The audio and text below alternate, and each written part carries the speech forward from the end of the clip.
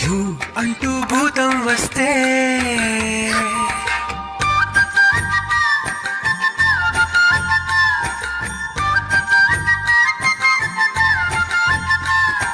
భూ అంటూ భూతం వస్తే ఆగకే అమ్మాడి, జూ మంత్రం వేసి దాంతో గుమ్మలాటలాడాలి.